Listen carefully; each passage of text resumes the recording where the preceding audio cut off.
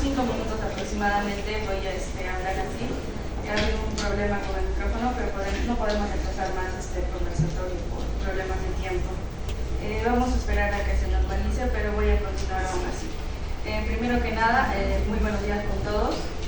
En nombre de la Asociación Integrativa HDC, la cual está conformada por estudiantes de la Facultad de Filosofía y Humanidades, como tales nosotros los estudiantes de Literatura y Lingüística, les damos la más cordial bienvenida a nuestro conversatorio, el primero de este año, el cual tiene como título Fonética y Fonología Hispanoamericana.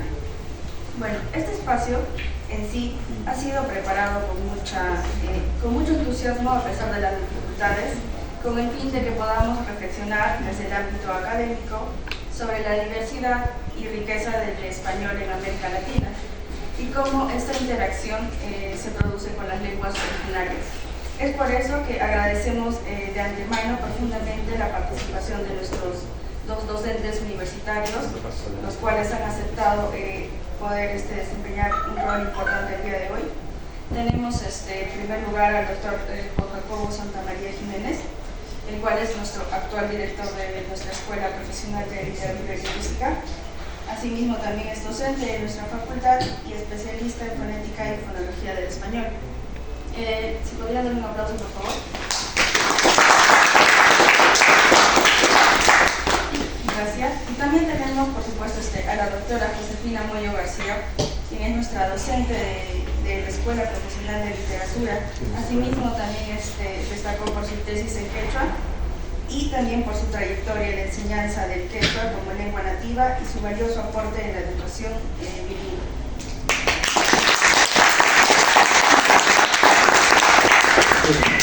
Nuevamente a los doctores agradecemos de antemano su tiempo, su interés y su disposición para compartir con nosotros sus conocimientos. Asimismo, también agradecemos a los participantes a pesar del tiempo y esperemos que puedan prestar con atención lo que se ha preparado. Bien. Ahora vamos a iniciar. Invitamos por favor al doctor Santamaría a compartir su exposición. En esta exposición nos va a hablar sobre aspectos claves de la fonética y la fonología hispanoamericana.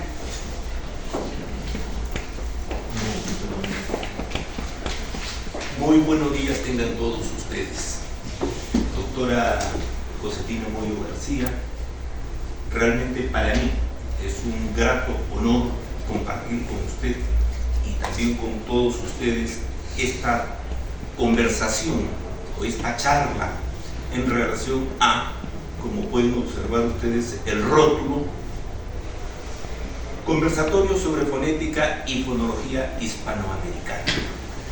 De tal manera que yo voy a hacer una exposición aproximadamente de 15 a 20 minutos, no sin antes agradecer específicamente a esta agrupación, que es la Asociación Integrativa Humanidad, Deporte y Cultura, constituida por específicamente estudiantes del tercer año de la especialidad de Literatura y Lingüística. Un agradecimiento especial a la señorita María Fernanda Saldaña Vizcarra. Ella ha tenido la gentileza de invitarme muy cordialmente con la finalidad de que comparta con ustedes algunas experiencias específicamente en cuanto a lingüística. Si bien es realmente un tema bastante espinoso, porque recuerden ustedes en algunas de las clases que hemos tenido tanto desde primero hasta el quinto año, en nuestra escuela profesional solamente se hace lingüística hispánica. No se dice específicamente hispanoamericana, ni andina, ni amazónica. Lo que sí exactamente lo tiene la única universidad a nivel de todo el país es la Universidad Mayor Nacional de San Marcos. En ella sí tenemos exactamente las tres direcciones: la lingüística hispánica, la lingüística, en este caso, andina, y finalmente la lingüística amazónica. Dicho esto, voy a iniciar mi prédica desde la parte baja para poder interactuar con todos ustedes.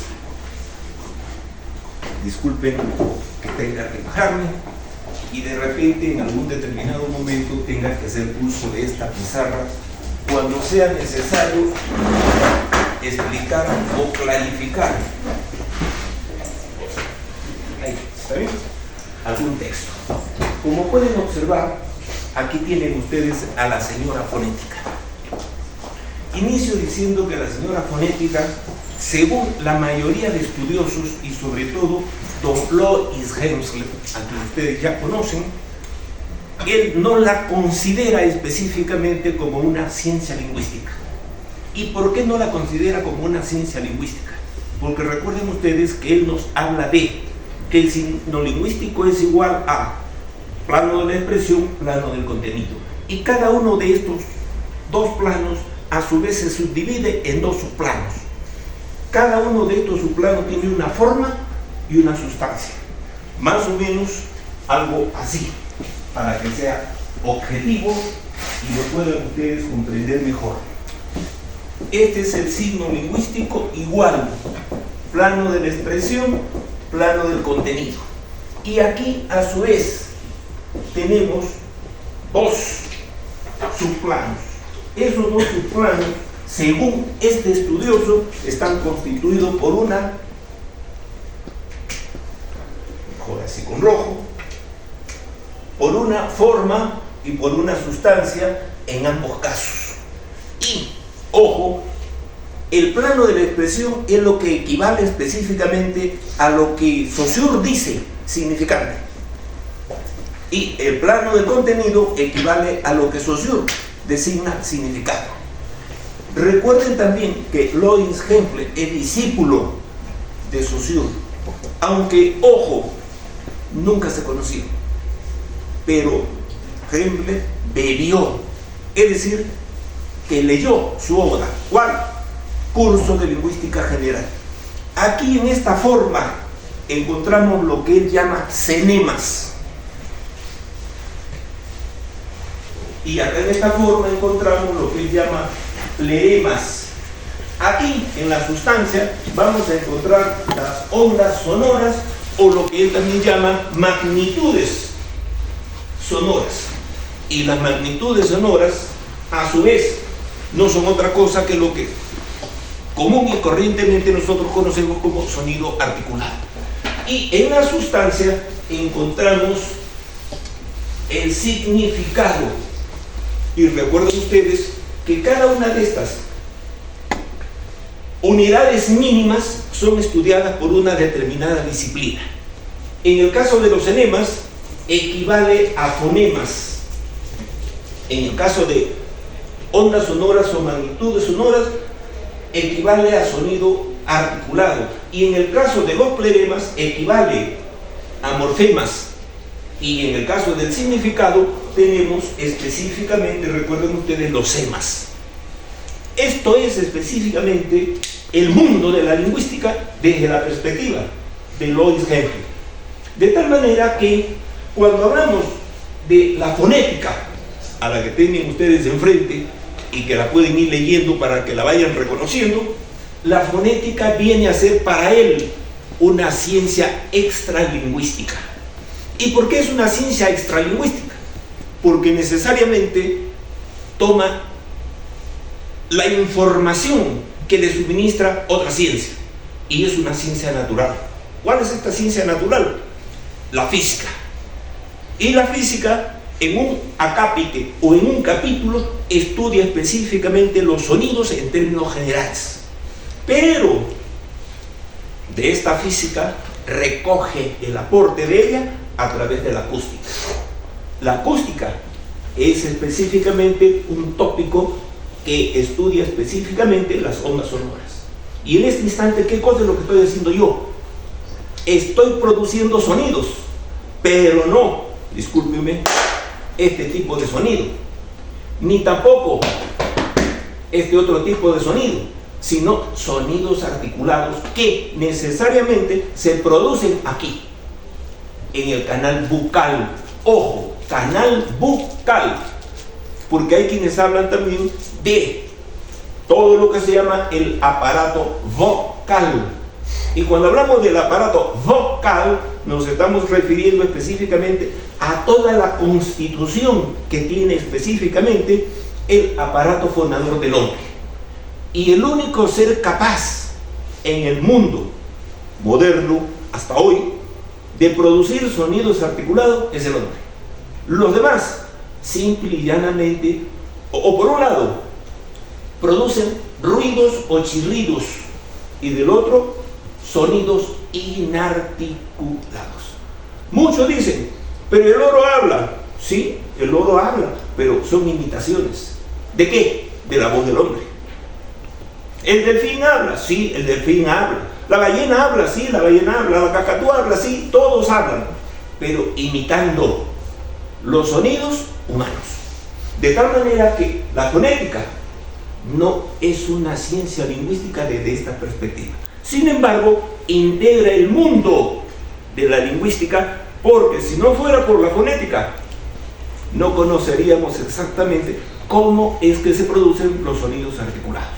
Y del otro lado, me vengo exactamente a los enemas. Los enemas, según Hempel, son específicamente todas aquellas unidades formales que no tienen significado, pero portan significante. Y como dije, son nada menos que los fonemas de Saussure. ¿Y qué vienen a ser los fonemas?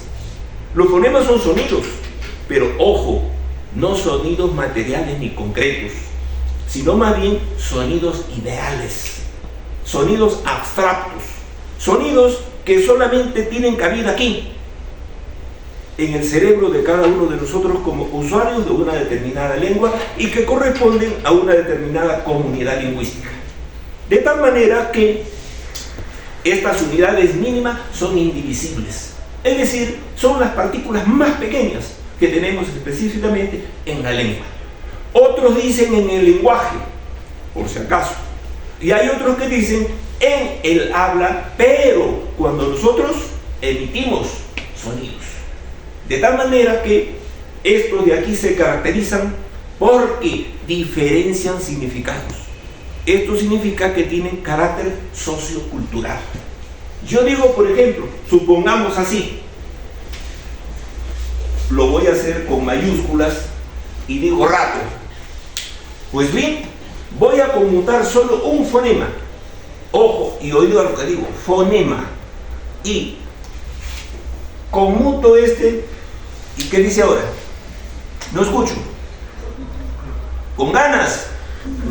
Ruto. Pero ruto será una palabra de específicamente la lengua española. No existe. Entonces no se da específicamente lo que el mismo Hempel y todos sus seguidores dicen. Entonces ahora hago lo siguiente. Conmuto esta misma, pero por otra vocal. ¿Y qué dice ahora? Roto. Ahora sí, tengo específicamente una nueva palabra que la hemos creado en base a esta que he proporcionado, que es primigenia. A esto se llaman pares mínimos. Entonces, los fonemas tienen esa característica, la de diferenciar significados a través del proceso llamado de conmutación. Y la conmutación se caracteriza porque alterno un fonema, ya sea vocálico o consonántico, y voy a obtener una nueva palabra. Y esa nueva palabra tiene un nuevo significado. Esto es específicamente lo que estudia lo contrario a la fonética, que es su prima hermana. Y si lo gustan, su hermana menor. Porque la fonética no viene desde antaño, aproximadamente desde los estudios grecolatinos. Y cuando hablamos de los estudios grecolatinos nos estamos refiriendo específicamente a 4.000 o 5.000 años antes de Cristo, más los 2.000 de Cristo, son aproximadamente 7.000 años que tiene de existencia esta disciplina llamada fonética. En cambio, la fonología apenas tiene aproximadamente 100 años. Recuerden que los estudios fonológicos nacen con el Círculo Lingüístico de Praga.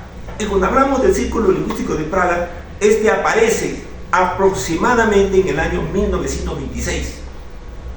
Y allí, recién o inicialmente, se habla específicamente de fonema, como lo que se conoce unidad mínima, indivisible, abstracta, ideal y diferenciadora de significado. Entonces allí dice nítidamente, fíjense bien, fonética, según José Bandrí, ahí dice José, traducido al español, José. La ciencia de los sonidos del lenguaje, llamada también fonética, debería comprender tres partes consagradas respectivamente al estudio de la producción, la transmisión y la recepción del sonido. Acuérdense ustedes, el famoso esquema del circuito del habla o del circuito de la palabra. Debemos tener que un emisor, un receptor, que son ustedes, y el espacio que nos separa. ¿Quién es el emisor? El que produce el mensaje. ¿Quién es el receptor? El que recepciona el mensaje. ¿Y qué viene a hacer este espacio? Exactamente el lugar hacia donde se transmiten los sonidos de ida y de vuelta. Porque recuerden ustedes que estos papeles o roles son reversibles. ¿Y por qué digo reversibles? Porque en el momento que yo me callo, el receptor toma la posta y habla o produce sonidos de tal manera que es de ida y vuelta. ¿Qué más dice don José Bandrí? La producción y recepción son dos fenómenos de igual importancia en el lenguaje, pues para que el lenguaje exista son necesarios por lo menos dos interlocutores, emisor y receptor. Y precisa que la palabra esté destinada a ser oída. La recepción del sonido, llamada también audición, tiene una importancia considerable en la transformación del lenguaje, pues por la oreja es por donde cada sujeto que habla adquiere y fija su sistema fonético. Y fíjense, él habla de la oreja. Esta es la oreja. Pero la oreja es solamente el elemento externo. Es como, digamos, en la telefonía, o lo que hoy conocemos como la transmisión. Hay una antena, ¿no es cierto? Esa antena gira en la parabólica y que se orienta con la finalidad, como lo tiene aquí su compañero, para captar la onda acústica. Pero lo que tiene que ver es el oído. El oído está dividido en oído externo, que es esto, oído medio, que está dentro, y el interno, que es donde se produce exactamente todo este mecanismo de transmisión del sonido. Bien, como pueden apreciar, esto lo dice, ojo, a inicios o mitad del siglo XX. Estamos en el siglo XXI y estamos en el cuarto. Entonces, luego les propongo la de Emilio Alarcos Loras, y él dice: la fonética estudia los elementos fónicos en sí, en su realidad de fenómenos físicos y fisiológicos. ¿Y qué dije yo hace un instante? No dije que necesariamente la fonética es una ciencia o una disciplina no lingüística o extralingüística y que recibe el apoyo de otras ciencias. Ahí viene pues a una, la física, y ahí tienen a la otra, los fisiológicos. ¿Y qué estudia la fisiología? Los movimientos. ¿Se dan cuenta? Entonces, cuando yo comienzo a hablar, comienzo a realizar una serie de movimientos que transforman, ¿qué cosa? El aire. La voz no es nada más que aire. ¿Cuál es el aire? El que respiramos. Y ahí es que nosotros hacemos esto, la llamada toma de aire. Se llama inhalación, o se llama también inspiración. Y luego la salida del aire es aquí donde se produce la voz, aquí en la laringe. ¿Y por qué se produce ahí? Porque ahí tenemos las llamadas cuerdas vocales. Y ahora fíjense, digo vocales, no digo vocales, vocales. Y estas actúan así, cerrándose y abriéndose, de tal manera que al atravesar la glottis, que es ese espacio comprendido entre cuerda y cuerda, es que se produce la voz. Una vez que llega a la boca, y al conducto nasal es cuando se transforma. Allí es donde participa doña fisiología. Y de ahí que hablemos de sonidos bilabiales, sonidos dentales, alveolares, labiodentales, velares, etc. Ahora ya entienden y comprenden que esta se plantea el problema de cómo tal o tal otro sonido son pronunciados y qué efecto acústico producen, pero se olvida por completo de la relación que tienen con una significación lingüística y puede definirse como la ciencia del plano material de los sonidos del lenguaje humano. Lorach, tal año, tal página. ¿Y qué quiere decir esto? Muy sencillo. Yo puedo tener una palabra como esta. Supongamos infierno. ¿Y qué sucede con la palabra infierno si yo la transcribo desde el punto de vista fonético? Es decir, que la denoto, y al denotarla tengo lo siguiente.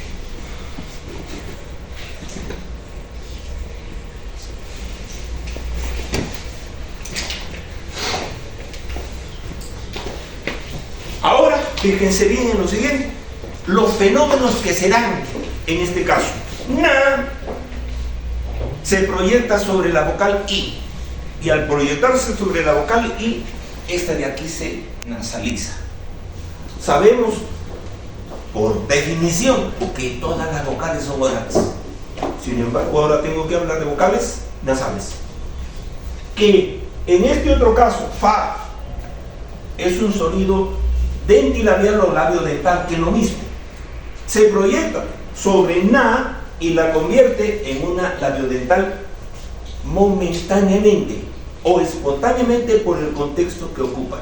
Es decir, posición anterior a un sonido labiodental. Y luego decimos que fa, fíjense bien, a su vez se proyecta sobre la vocal I y la convierte en una semiconsonante yo. O sea que ni es consonante ni es vocal. Esto es hacer un estudio de carácter fonético. Y luego coloco el acento. Y fíjense que no digo tilde, digo acento. Y lo colocamos ahí. Ahora, el que yo haya denotado o transcrito fonéticamente infierno, la palabra infierno cambia de significado, para nada. Sigue significando lo mismo. Lo único que he destacado son esas cualidades que anota Alarcos: físicas, acústicas y fisiológicas. En cambio acá no. Aquí, fíjense bien, si yo transcribo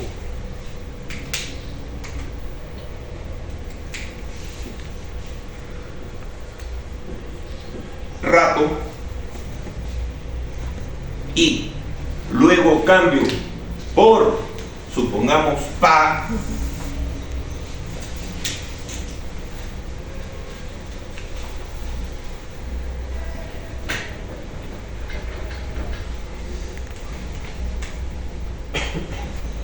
aquí también tengo pato. Solo he contrastado o sustituido un fonema. Ahora ya no es la vocal. Ahora, ¿qué cosa es? La consonante. ¿Y es una nueva palabra? Sí. ¿Y tiene un nuevo significado? Por supuesto que también. Esto es lo que estudia específicamente la fonética. Paso a la siguiente. ¿Y qué nos dice ahora don Gustavo Solís Fonseca, peruano, como nosotros, sanmarquino, y que en muchas oportunidades ha estado aquí presente, mi amigo? Dice él: la fonética en tanto disciplina estudia los sonidos como realidades físicas, nuevamente confirma lo que dice Lorach y confirma lo que dice también Baldry. No dice cómo se producen los sonidos y cómo son percibidos.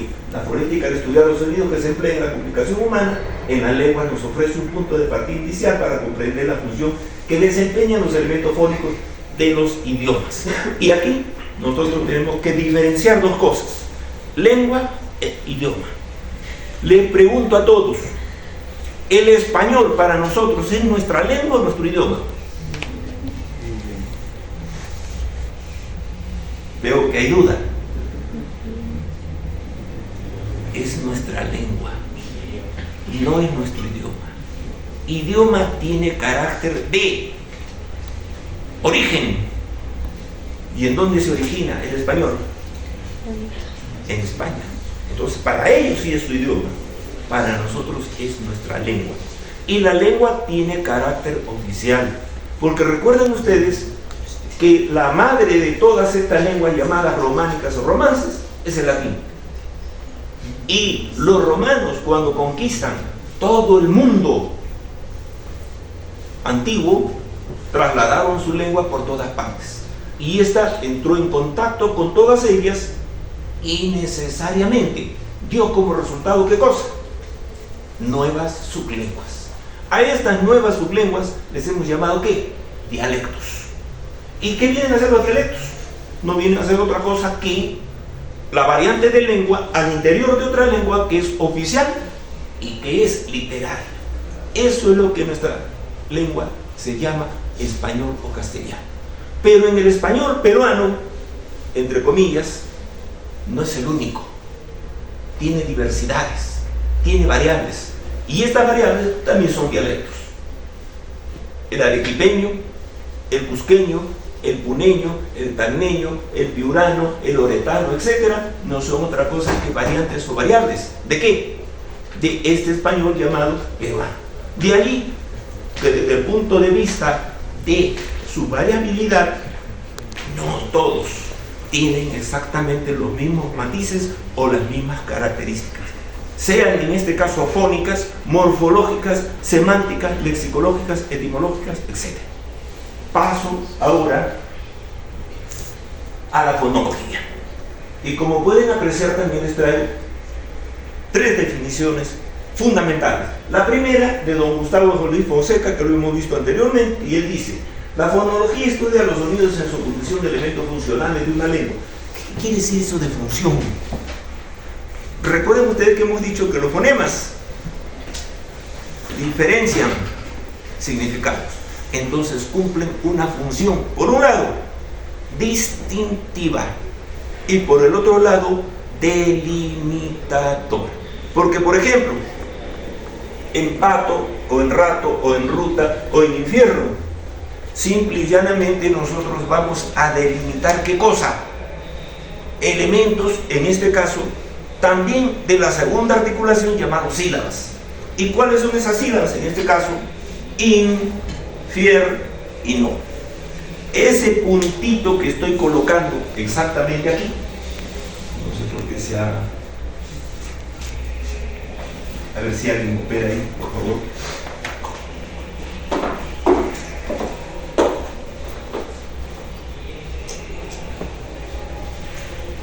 Agrándelo ahí. Eso es, muy bien. Entonces aquí estoy colocando lo que se llama el límite de la frontera silábica. O sea que este diacrítico que nosotros conocemos común y corrientemente como punto, no necesariamente es un punto. Viene a ser la frontera de sílaba. ¿Y qué cosa estoy haciendo? Delimitando. ¿Qué cosa? Unidades. Y aquí se llama sílaba. Porque también, ojo, si tengo, por ejemplo, ala, así de sencillito. Si tengo ala, pues bien, aquí voy a denotar a y a. Es una sílaba. Es una sílaba. Y como pueden apreciar, a implica que es un sonido o es un fonema de naturaleza independiente. Y además que no necesita de la compañía de ¿qué? De las consonantes para poder sonar. Y además constituye núcleo de sílaba, que no lo pueden hacer específicamente las consonantes.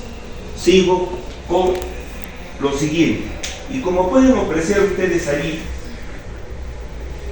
Abraham dice: teoría estructural de la forma de los sonidos en relación mutua, ciencia que enfoca el sonido sobre aquello que cumple la configuración lingüística una función determinada. Sobre todo distintiva, que es lo que hemos hecho aquí. Eso lo decía Jan Rubesco. ¿Cuándo? 1926. Segundo, análisis y clasificación de los fonemas en el plano de la forma de la expresión, y lo dije aquí, incluyendo o excluyendo la sustancia fonética, lo dice Hempstead. Tercero, estudio de los fonemas como unidades distintivas sin considerar su naturaleza acústica, lo dice Bromfield. En Norteamérica con frecuencia aparece la fonología bajo el nombre de fonémica. Esta es otra denominación o nombre que se le da específicamente a la fonémica con la finalidad de separar los estudios. ¿Qué estudios? Los estudios microsegmentales y los estudios macrosegmentales. Los estudios microsegmentales le corresponden específicamente a la fonémica y los estudios macrosegmentales le corresponde a la prosódia. En Francia, la fonología tiene en la mayoría de los casos un significado histórico, puesto que ellos hablan de fisiofonética y de psicofonética. Y finalmente, Joubert. La fonología es la ciencia que estudia los sonidos del lenguaje desde el punto de vista de su función en el sistema de comunicación lingüística, es decir, que estudia los elementos fónicos que distinguen una misma lengua, dos mensajes de sentido diferente. La diferencia es la inicial en las palabras baño y paño, tal como lo dije aquí. Y como pueden observar, baño es una cosa y paño es otra. Y la diferencia del lugar del acento en las palabras italianas. Ahí dice ancora, que significa todavía, y áncora, que significa ancla. O en las palabras españolas, pago y pagó. El acento también es un diferenciador. Por eso digo que uno es el aspecto microsegmental, que vienen a ser los fonemas, y otro es el aspecto macrosegmental, que vienen a ser unidades mayores, como en este caso la pausa, el acento, la entonación, la mora, la juntura, etc. Eso lo hacemos específicamente en los estudios correspondientes a fonética y fonología en los años correspondientes. Y finalmente, en esto se diferencia de la fonética, que estudia los elementos fónicos independientemente de su función en la comunicación. Joubert, tal año, tal página. Y como pueden observar aquí, el fonema na es nasal, alveolar, oclusiva y sonora. Pero, ¿qué sucede? Este fonema tiene variables. Y las variables vienen a ser las variaciones que encontramos específicamente de un fonema cuando se encuentran en distintas posiciones fónicas. En el primer caso, na, nasal, alveolar, oclusiva y sonora en la palabra alveolar. Y este es un fono del fonema na, porque tiene exactamente los mismos rasgos distintivos o diferenciados. A diferencia de las demás, na bilabial oclusiva sonora, na velar oclusiva sonora, na nasal interdental oclusiva sonora, na nasal dental oclusiva sonora, na nasal dental oclusiva sonora, na palatal oclusiva sonora, en los correspondientes ejemplos. Y como pueden observar, las diferenciamos cada una de ellas con un color diferente. Y luego hablo de estos pares mínimos que los he hecho aquí en forma bastante mínima. Como pueden observar ahí, palma, palpa, palta, palza y palca, en la que específicamente he conmutado un fonema medial o intermedio consonántico. Y cada una de ellas tiene una significación completamente diferente o distinta. Y como pueden apreciar, ala, ara, asa, ama, ata, pera, pura, para, tira, ora, y las finales, kama, dama, gama, rama y sapa. Ahora sí, podemos decir que la fonología tiene un campo de estudio de los sonidos que se dan en la lengua, los fonemas, no los sonidos. Y no hay que confundir sonido articulado con fonema. Es decir, la unidad más pequeña en que se puede descomponer un grupo fónico. Y un grupo fónico es la porción de discurso comprendida entre dos pausas. Por ejemplo, la palabra casa consta de 4 fonemas, K, A, Sa, A. Asimismo, se interesa por examinar las manifestaciones fónicas de la lengua desde el punto de vista significativo, así los fonemas Pa, Ma, Ga, Da, Sa, La, Ra y K de las palabras pito y mito, gato y dato, seso y leso, rama y gama, o las oraciones, como en este caso. La educación se dirige principalmente al corazón, la instrucción a la inteligencia. La he transcrito desde el punto de vista fonológico y aquí tienen la educación, Y aquí observan este rasgo, es también un diacrítico, se llama sinalefa. Y la sinalefa opera específicamente en el campo de la literatura. Luego tienen este otro elemento, que es un elemento subyacente, es decir, algo que no está presente en el texto, pero que se da específicamente en todos los casos cuando tenemos palabras esdrújulas o tenemos palabras agudas. Y en este caso, educación es una palabra esdrújula. Y en este caso me tengo que remontar a lo que se llama fonosintaxis. Y la fonosintaxis es también una interdisciplina que se encarga de los estudios de la modificación que sufren los sonidos al juntarse en el enunciado, la frase, la oración, el texto, el discurso, etc. Y como pueden observar, tengo aquí, ojo, que cada pausa está marcada, como pueden observar aquí, fíjense bien, punto y coma, una pausa media, punto, una pausa mayor. Y si es una coma, como en este caso, la educación es una pausa menor. Lo mismo sucede con la siguiente. Y para finalizar, para no alargarlo esto, porque realmente es mucho más, yo les pedí 15 o 20 minutos, pero como pueden observar, 15 o 20 minutos desde mi particular óptica no nos conlleva casi a nada. ¿Y por qué digo casi a nada? Porque el tiempo es muy corto. Se los dejo todo esto con la finalidad de que ustedes en casa lo analicen con tranquilidad, con paciencia y con tiempo. Finalmente digo, estas oraciones le interesa a la fonología en su aspecto significativo, puesto que diferencian o permiten distinguir la significación de las palabras en los grupos fónicos, que permiten clarificar el sentido de las oraciones por medio de las pausas. ¿Y qué vienen a hacer las pausas? No vienen a hacer otra cosa que silencios, detenciones, cortes o cesuras que nosotros realizamos al momento de hablar cuando leemos un determinado texto escrito. Gracias.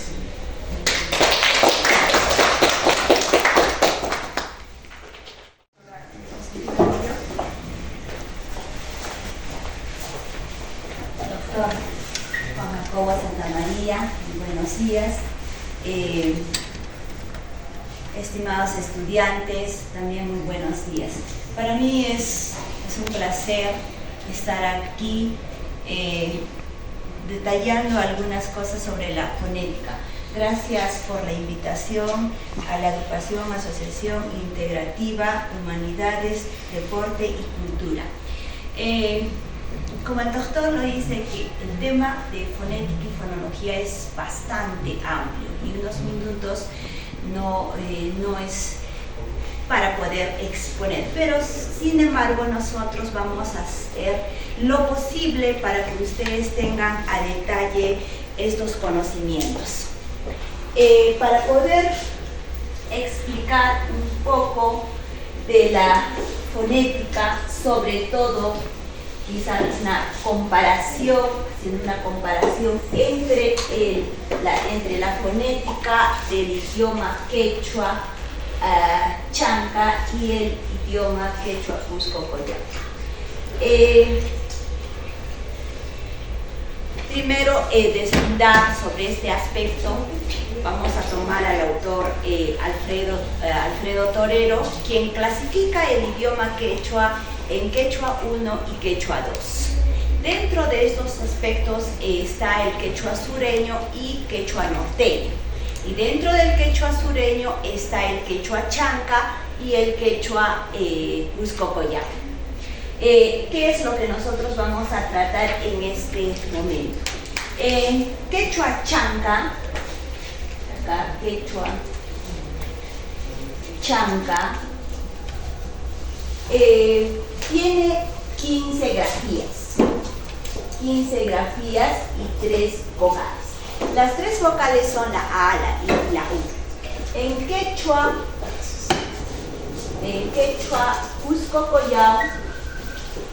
cusco-coyao tiene 26 grafías y 5 vocales. En El quechua chanca abarca lo que es quechua de Ayacucho, Andahuaylas y Apurímac, una parte de Apurímac también. El quechua Cusco Collao abarca lo que es Cusco, Puno, Moquegua y también Arequipa.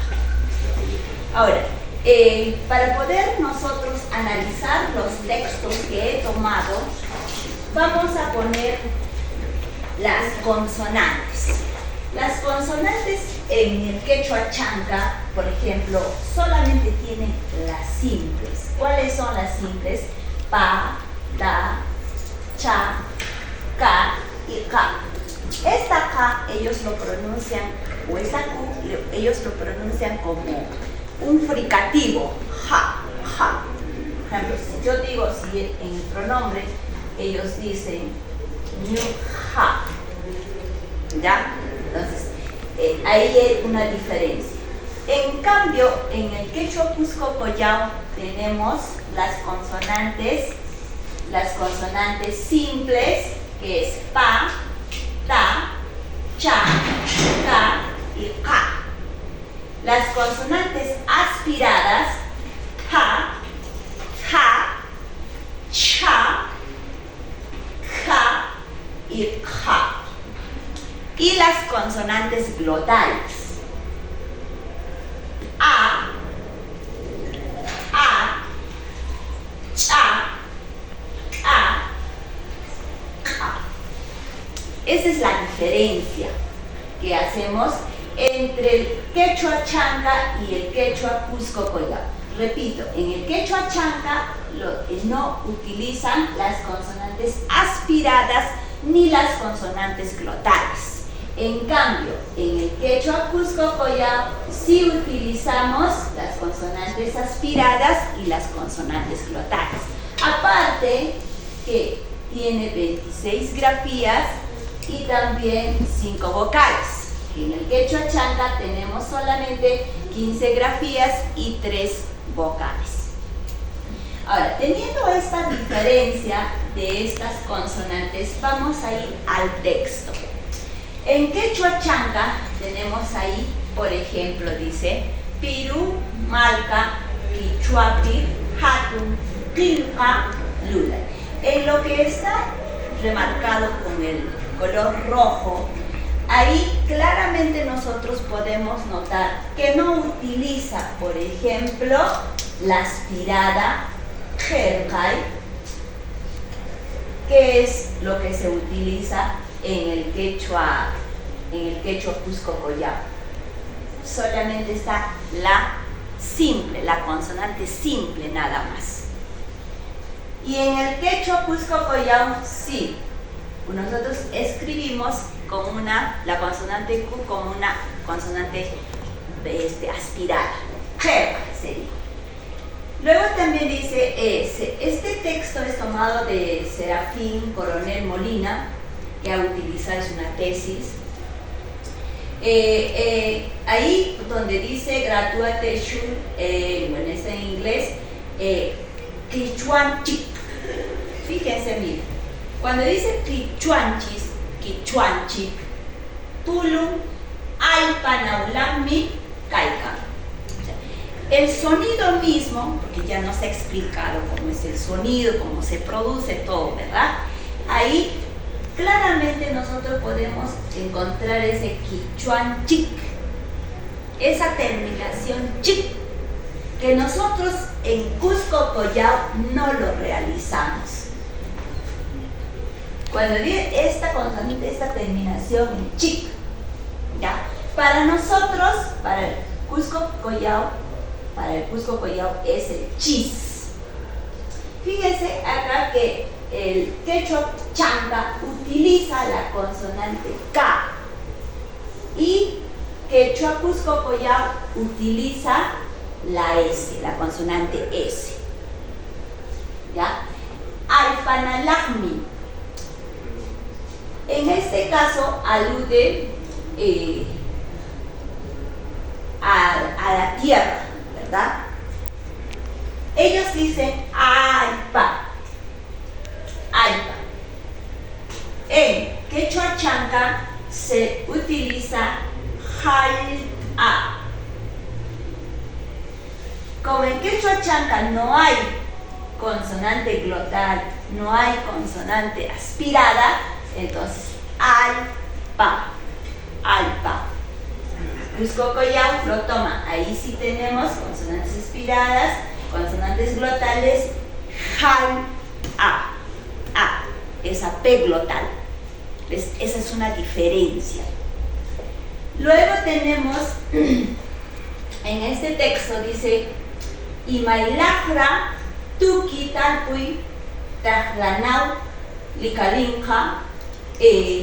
Esto según mencionan también a Rodolfo Cerrón Palomino, Kai shamuj la kapunara. En el shamuj, nosotros decimos shamuj, es jamuj. Ahí también es una diferencia. Ellos utilizan sha. Y luego nosotros, el Cusco Collao utiliza ja, jamu.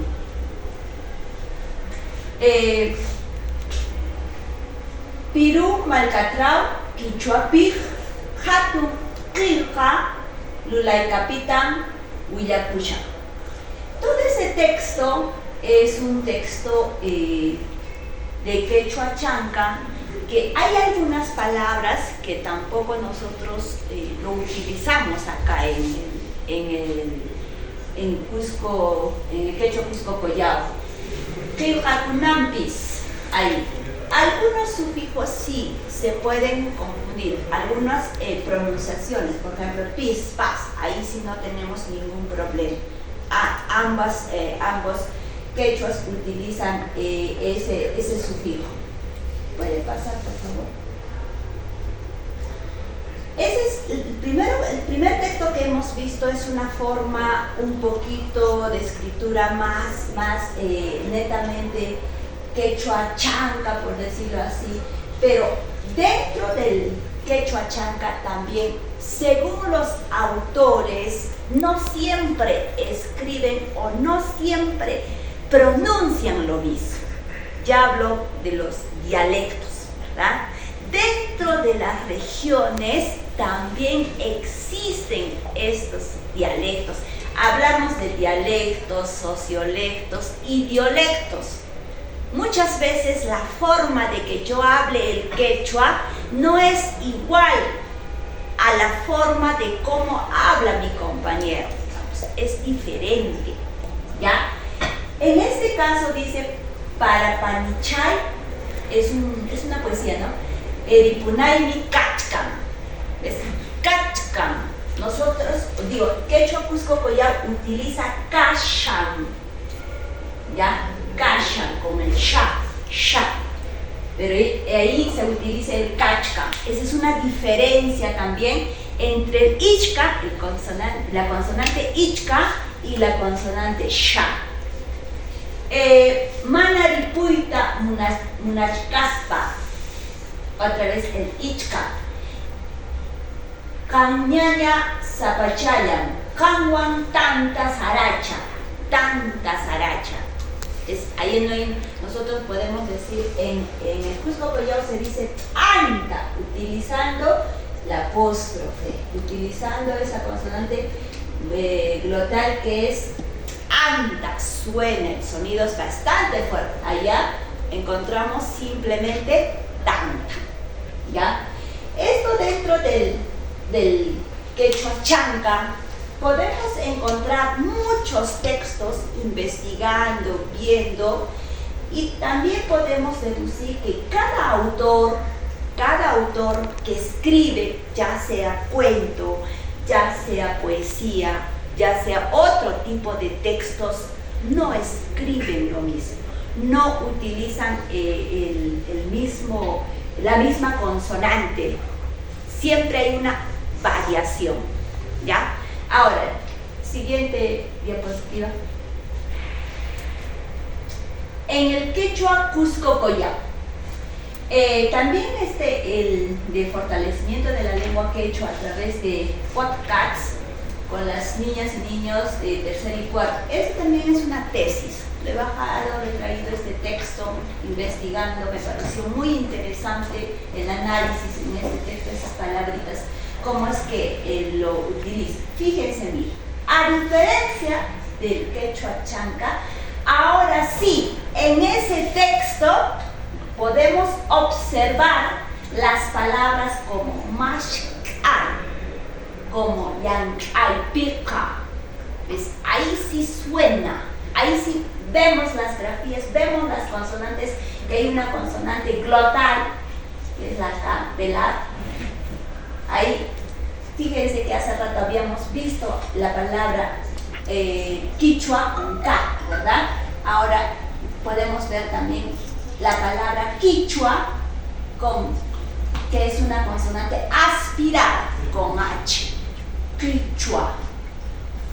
Y sobre esta palabra quichua podemos encontrar bastantes formas.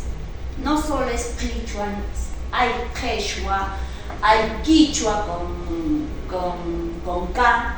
Quichua se enseña en Ecuador, se enseña en Colombia con esta terminología. Cuando llegó el Papa San Francisco a Ecuador, la ceremonia religiosa que ellos lo han llevado en la lengua nativa quichua, ¿ya? Y donde utilizamos la terminología quechua, según estudios, es en Perú, en Bolivia, Chile, hay una parte de Chile que sí hablan quechua, también en Argentina, esta forma de Cusco Collao. Luego también tenemos, dice, quichua simi calpachaymanta rixichiku, chaypakta ñawpaj kaq akapi, chay sasachakuyman asuykuy maypichus rikunchik. Ahí. También hay que, para mí es muy resaltante esto. Fíjense, mira, tenemos en quechua Cusco Collao, la palabra maypichus está con S y la palabra rikunkichik también está con K. O sea, no está utilizando o es S o es que lo combina. ¿Ves?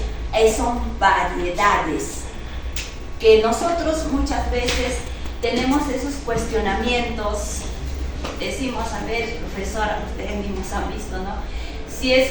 ¿Cómo es que nosotros vamos a pronunciar el quechua? ¿Qué quechua estamos aprendiendo? ¿Con cuántas vocales? Y todo eso. Pero según estas investigaciones nosotros podemos encontrar varias variedades según los autores. Muchos autores no siempre se ciñen, a veces suelen mezclar de esa forma. Imaraiku Cascamanta, Imaraiku Ruascanchicta, a través del chic. Ima Huacladumanta, Hucladumanta, objetivo general y específico, miscanchista. Mire, en esta palabra miscanchista con Ruascanchicta, es el mismo sufijo, el NX, arriba el NX. Pero en el primero lo pone con K, en el segundo lo pone con S. Y es que también hay, ¿no? Hoy en día ya el quechua también se quiere estandarizar, ¿no? Nos dicen que el quechua tenemos que hablar con el chic, pero nosotros vamos acá dentro de estos, de Arequipa, Puno, Cusco, las personas quechuahablantes no hablamos con el chic, hablamos con el chis. Entonces ahí también es un problema, ¿no? Cuando nosotros aprendemos acá con 3 vocales y con el chic, como nos dicen, ¿no? Pero vamos a la población a entrevistarnos, a hablar, conversar, queremos hacer investigaciones, preguntando, y es otra forma. Por eso es que la aclaración acá, quechua chanca, 15 grafías y 3 vocales. ¿Dónde? ¿Qué zonas abarca? Ayacucho, una parte de Apurímac, Andahuaylas. Eso sí, Incluso dentro de quechua sureño, quechua chanca, también hay un quechua solamente de Ayacucho. Y Ayacucho también habla de diferente forma. Y lo que dice, ¿no? Cusco Collao, que dice tiene 26 grafías y 5 vocales. ¿Dónde? ¿En qué partes? ¿En qué zonas se abarcan? En Arequipa, Puno, Moquegua, Cusco, una parte también de Apurímac. Pues, nosotros vemos una variedad de quechua. Nosotros, bueno, siempre he visto esa postura de ser flexibles. Si ustedes se van a trabajar a Ayacucho, claro, tenemos que adecuarnos a ese quechua. Si nos vamos a Puno, tenemos que adecuarnos a ese quechua. No decir no, que no se habla, eso no estamos en ese plano de estar en esta discusión, ¿verdad? Sino simplemente comprendernos, hablar. Esa es su forma de hablar, ese es el dialecto que ellos manejan. Entonces nosotros nos adecuamos, comprendemos todo esto. Y por último tenemos la última diapositiva.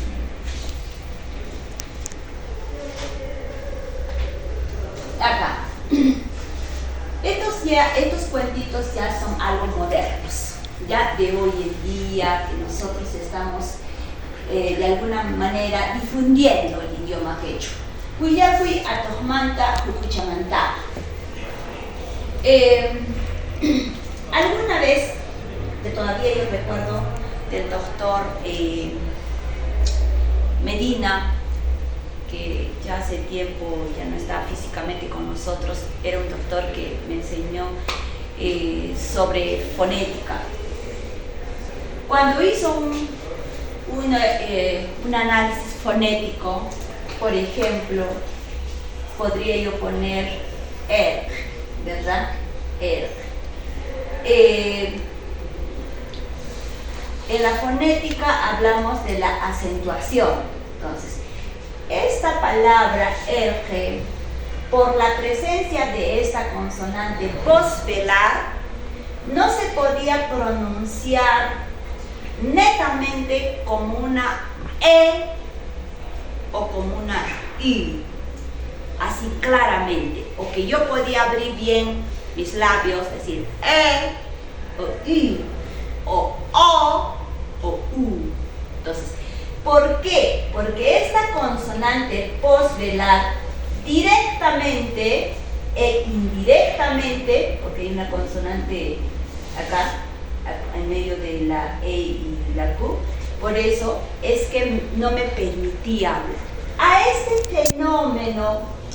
fenómeno que pasaba, se le llamaba alófono, porque no se pronuncia una E completa o una O completa. Digo orco, no digo urku, sino un término medio. Eso también pasa en inglés. A veces cuando es la A, no decimos A, sino A medio, ¿no?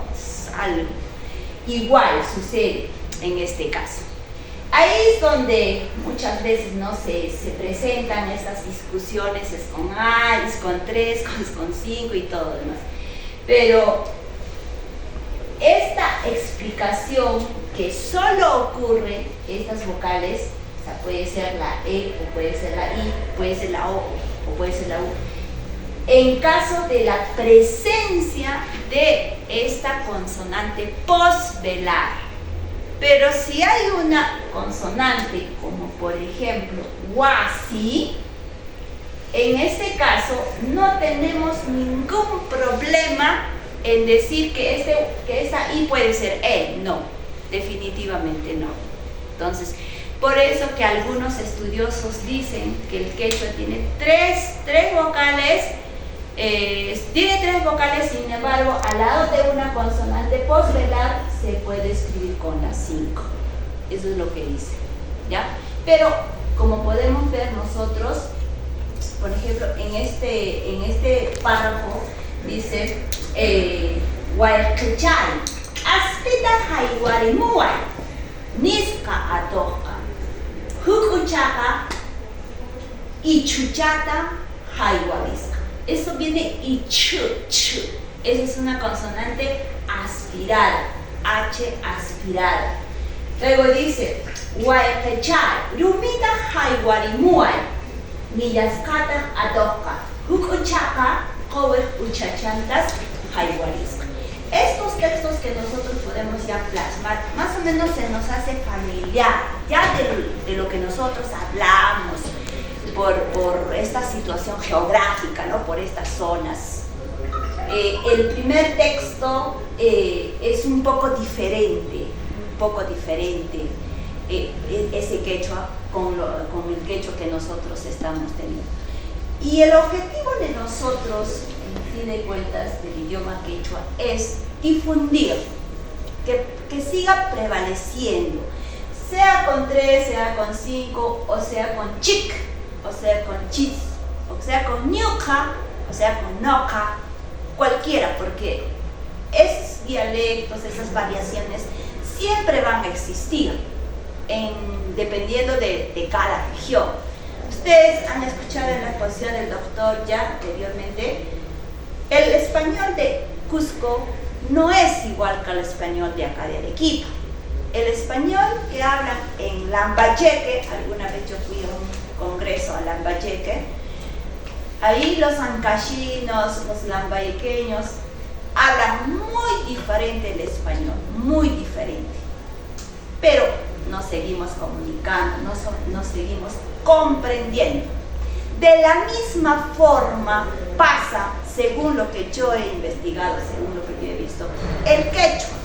Podemos utilizar algunas terminologías, podemos utilizar algunas consonantes que sí son un poco diferentes, pero sí se puede comprender.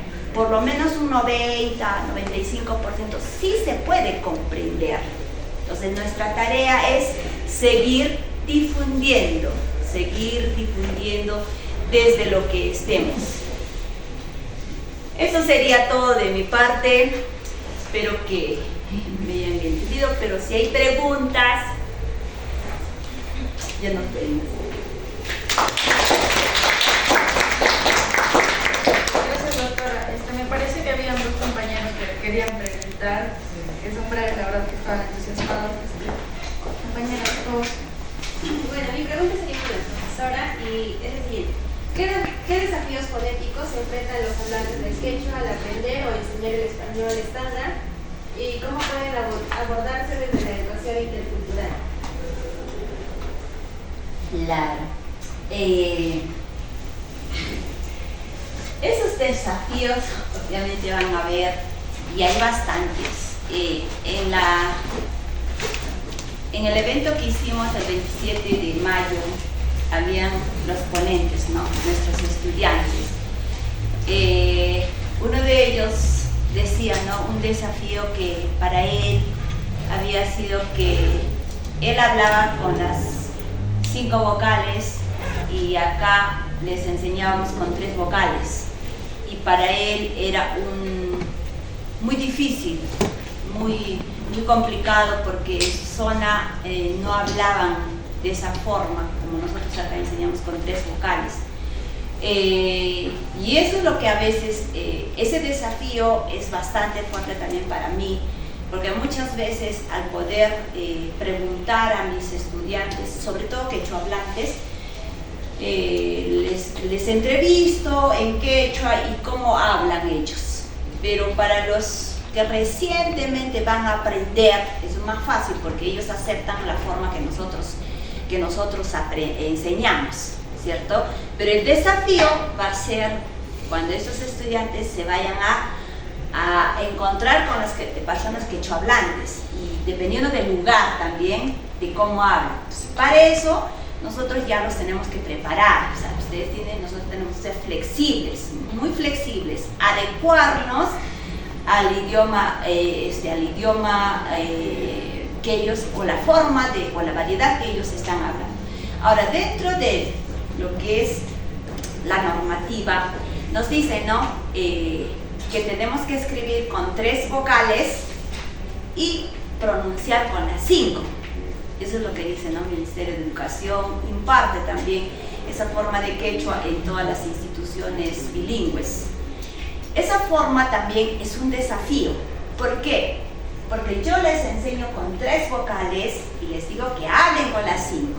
Digamos que yo escribo IRCLI con 3 vocales, pero le digo que pronuncie con las 5. Esa forma también le dificulta al estudiante, porque no siempre dice siempre va leyendo lo que está escrito. Entonces, ese también es un reto, ¿no? Es una forma que no, tienes que escribir con 3 y pronunciar con las 5, pero ahí vamos. Si alguien más, Sí. compañero, por favor. Quería hacer una pregunta para que sea de los estudiantes. Como última pregunta, por favor, compañero, me parece que era dirigida para quién. Disculpa, compañero. Sí, para el doctor, quisiera que me responda cuáles son las principales características fonéticas que distinguen al español hablado en distintas regiones hispanoamericanas. Bien. Desde aquí o desde allá. Sí se escucha. Bien. Sí, puede usted.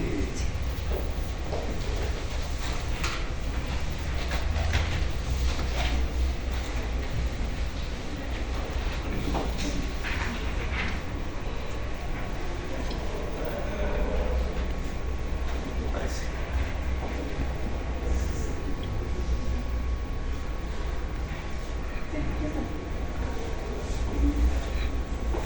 Para ir exactamente.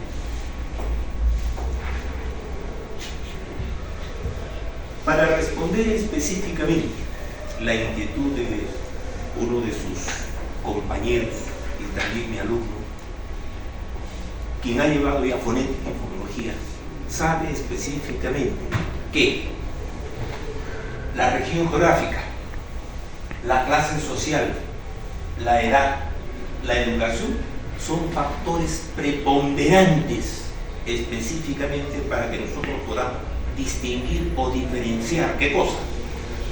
Por ejemplo, el acento, la forma de pronunciar, tal como lo ha demostrado a través de su exposición la doctora Josefina en relación al quechua. Esto mismo también sucede en el español. De ahí que, por ejemplo, tomando como casuística, el quechua hablante no dice plátano, dice plátano.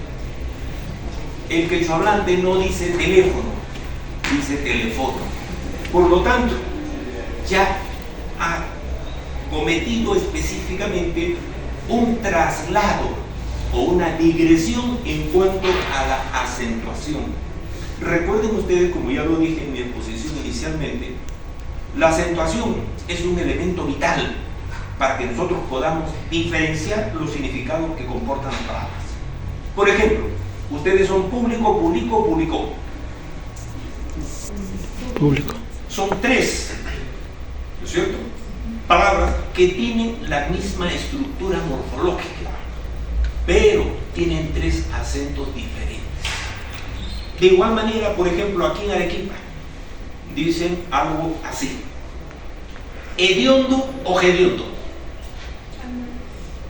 Las dos. ¿Se da cuenta?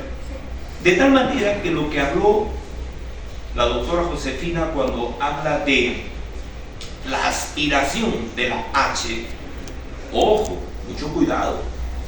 En el quechua puede ser la aspiración de la H, pero en el español no. En el español la H representa la aspiración de la consonante alveolar fricativa oral y sorda sa. Por ejemplo, los cubanos dicen do gemelo, y pueden observar nítidamente en esta forma de hablar de este tipo de hablante que no pronuncia, no articula, ¿qué cosa? El fonema sa. A eso también se llama aspiración y se representa por una H. Esto se lo quería demostrar exactamente aquí. A ver.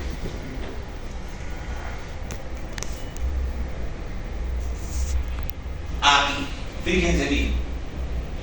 Pasto, las moscas, dos gemelos, nosotros cases. Y como pueden apreciar, utilizan los especialistas un determinado signo o símbolo para representar esto que llamamos aspiración. Y de igual manera, fíjense en este caso, diferencia de la pronunciación en cuanto a las letras L y Y. Y nosotros no decimos L, lo que decimos es ella. Y esto es una particularidad del castellano ribereño, es decir, costeño, a diferencia del castellano andino o serrano, que sí hace la distinción cuando dice, por ejemplo, olla versus olla. Olla, el utensilio, pero olla, la cavidad, el hueco o la oquedad. Y como pueden apreciar acá también, fíjense bien, en algunas áreas como en la Argentina, la letra L, y fíjense bien que no son comillas españolas, es un signo que utilizamos los especialistas en fonética y fonología con la finalidad de diferenciar letra de grafema. Se pronuncia como una aparentemente sa, pero no lo es así. En este caso tenemos que, dice aquí, caballo, oído, caballo, calle, pollo. Sin embargo, nosotros decimos caballo, calle, pollo. De tal manera que tenemos un yeísmo marcado, pero en este caso tenemos un signo o un símbolo que no representa exactamente a lo que aparentemente nosotros llamamos zeta o zeta, sino más bien a una ya asibilada. O de repente, fíjense en este otro caso, voy a ubicarlo acá. Disculpen.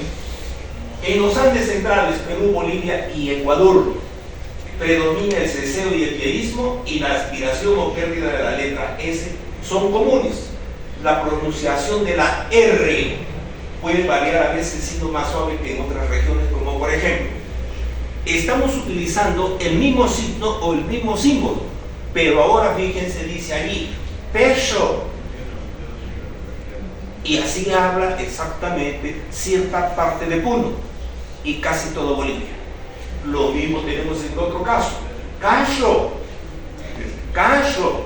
como si fuera una sa, por lo tanto también es asimilar.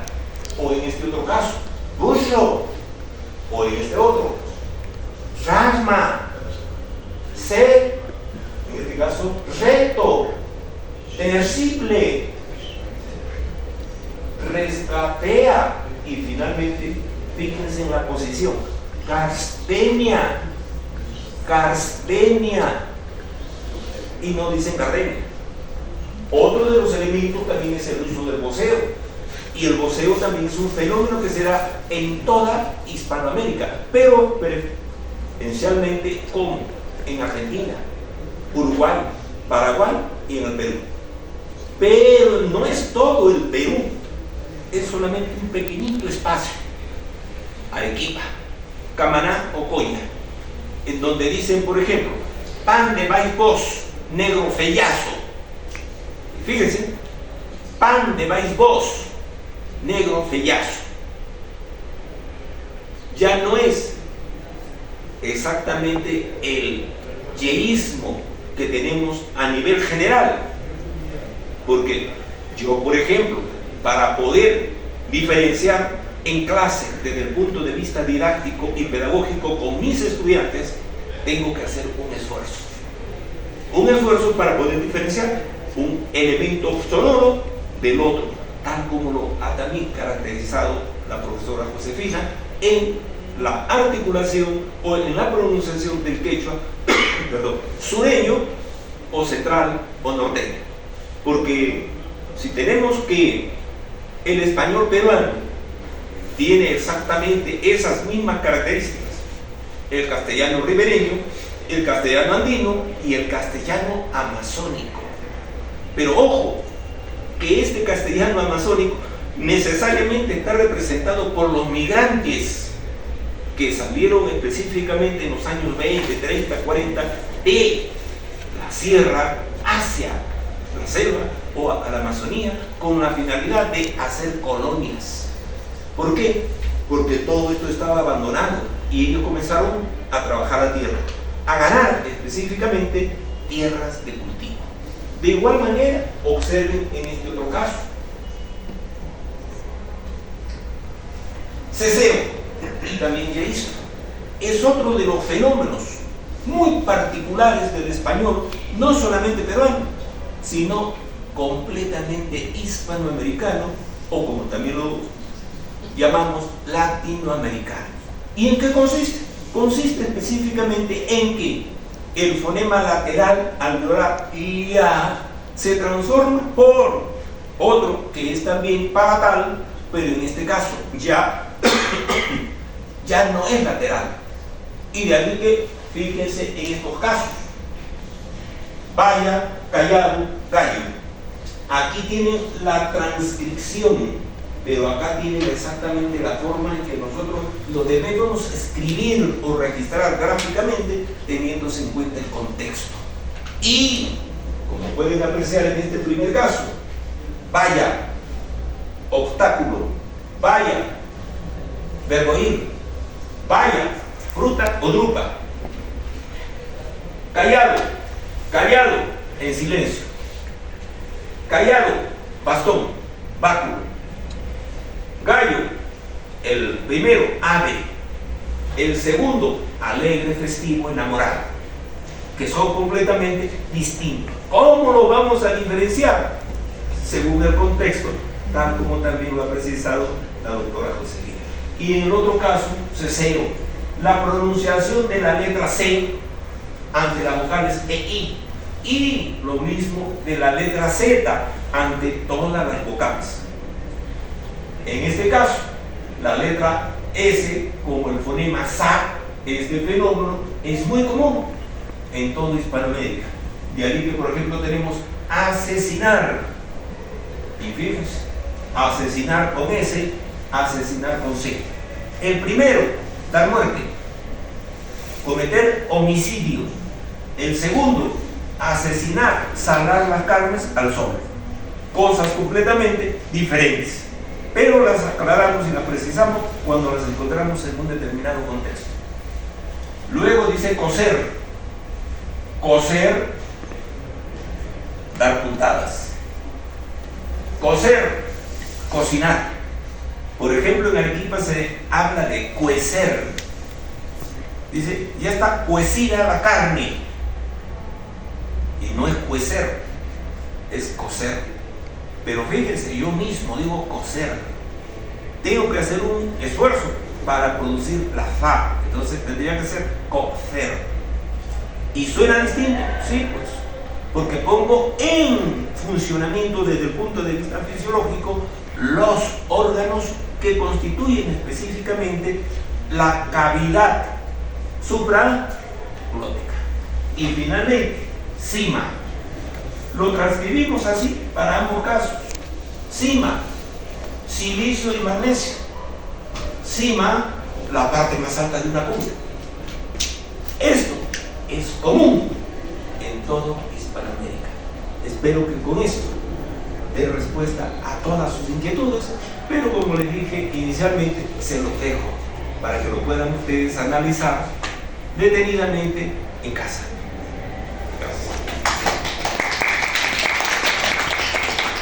Solo para acotar ahí, cuando el doctor dice, digamos, el acento ya no es teléfono, ¿no es cierto? Una persona quechohablante dice teléfono. O sea, ahí, ¿por qué pasa esta situación? Porque en el idioma quechua, la mayoría de las palabras, o sea, la acentuación recae en la penúltima sílaba. Todo le decimos como ri, mai, ya, chai. No, o sea, siempre en la penúltima sílaba. Entonces, De tal manera que una persona quechohablante en su cerebro ya tiene esa acentuación. Entonces por eso es que como un préstamo lingüístico lo va a tomar teléfono y can, digamos, ¿no? Entonces ya no es teléfono y can, sino teléfono y can. Ya la acentuación recae en la penúltima sílaba. Hoy en día también la influencia del español en el idioma quechua es bastante fuerte, sobre todo en la ciudad de Puno. Un 70%, por decirlo así, ya hablando quechua, pero ahí ya me incorpora el español.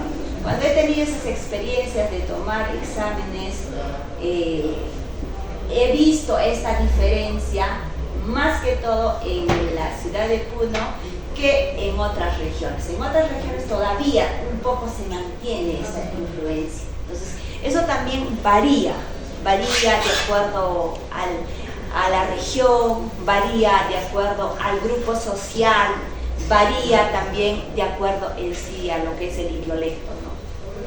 Gracias. Bien, para terminar, acotando también lo que dice Josefina y para que esto quede más claro, podrán desear, a ver dónde, aquí, asesinar. ¿Qué clase de palabra es de acuerdo al acento? Usted que ya tiene el conocimiento pleno.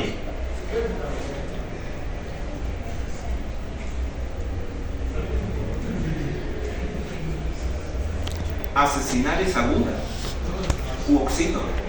Por lo tanto, en el español, a diferencia de las demás lenguas del mundo, se da lo que se conoce con el nombre de acento libre. Y de allí la explicación de la profesora Josefina en el sentido de que el quechua es grave.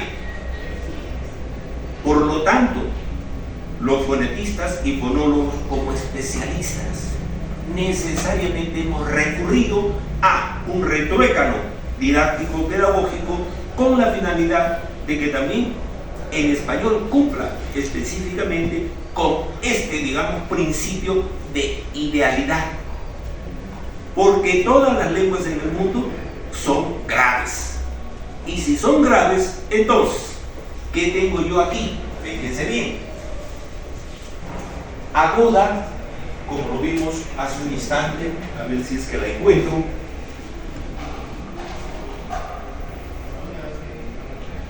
Aquí, fíjense bien.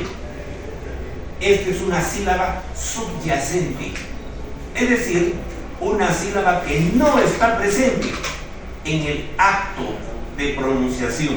Lo que pasa es que esa sílabación, oído, educación, se gemina, es decir, que se alarga.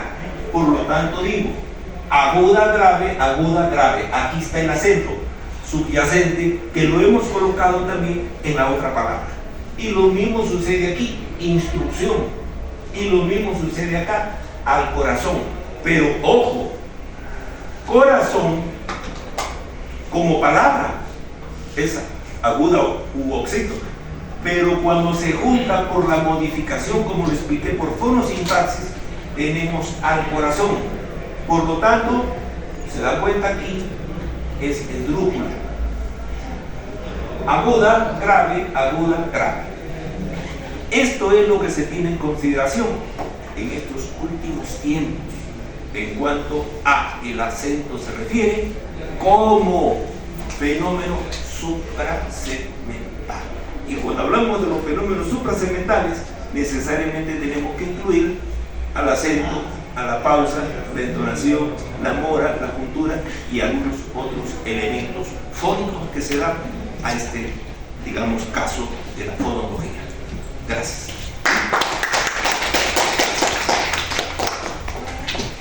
Ha sido un honor contar con la presencia de la doctora Santa María y la doctora Moyo en este conversatorio, así como con su generosa disposición para responder a nuestras inquietudes. También agradecemos sinceramente a todas y todos los asistentes por su participación activa. Este tipo de espacios fortalecen nuestra formación como estudiantes y como comunidad académica. Muchas gracias y hasta la próxima.